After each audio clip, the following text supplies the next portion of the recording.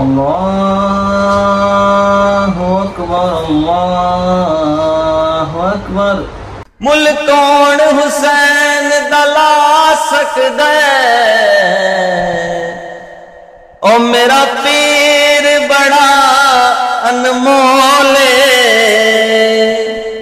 दिल बरे फातिमा ज़हरा दा नाले हैदर दा सोना ढोल सच दी बन मैं कार आया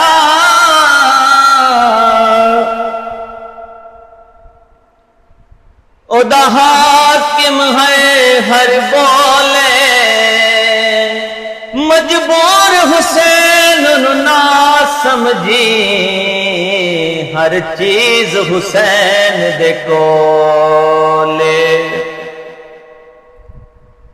लुटा के घर हुसैन किता घर खुदा दाबाद हुसैन जिंदाबाद हुसैन जिंदाबाद हुसैन जिंदाबाद हुसैन जिंदाबाद हुसैन जिंदाबाद हुसैन जिंदाबाद। और नवा साए रसूल भी नबी दा नूर लेने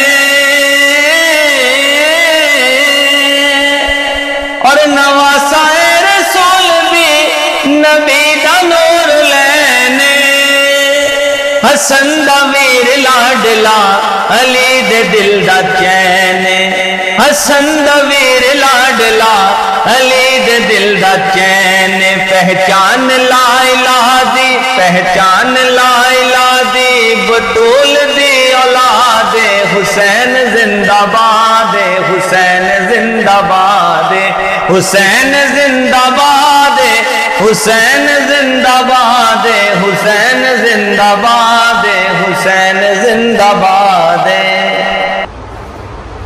अल्लाहु अकबर अल्लाहु अकबर अल्लाहु अकबर अल्लाहु अकबर। अशहदु अल्ला इलाहा इल्लल्लाह अशहदु अल्ला इलाहा इल्लल्लाह अशहदु अन्ना मुहम्मद रसूलुल्लाह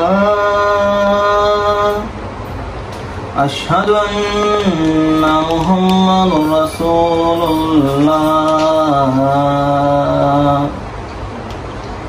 हय्या अलस्सलाह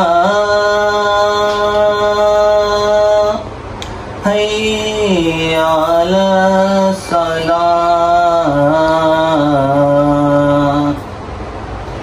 हय्या अलल फलाह हय्या अलल फलाह।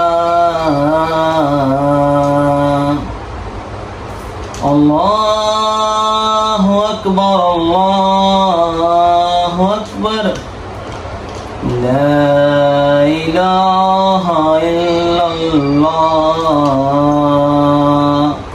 एक बेटी मेरी माशाल्लाह सो रही है जी। ठीक है, अस्सलाम वालेकुम। तो की हाल है सब दोस्तों का? उच्ची नहीं ज़्यादा बोल सकते, बच्चे सो रहे हैं। तो अल्लाह का लख करोड़ा करोड़ा अरबां दी शुक्र है अल्लाह पाक ने तुहाडे भरा नूं अपनी रहमत नाल नवाजिया तो माशाल्लाह अल्लाह ताला ने दूसरी बेटी अता की है। इस करके मैं तुहानूं दस रहा कि मैं थोड़ा जिहा मसरूफ हाँ तो इस करके मेरा ध्यान भी जरा जान नाल घटिया सी, कोई तरह परेशानी सी। अल्लाह पाक दा करोड़ां दी रहमतां ने अल्लाह पाक ने माशाल्लाह बेटी दी है। तो हॉस्पिटल च इस टाइम इत्थे अपने करीब एक प्राइवेट हॉस्पिटल है। तो दोस्तों ने दुआ करनी है कि अल्लाह पाक नूं तंदुरुस्ती देवे।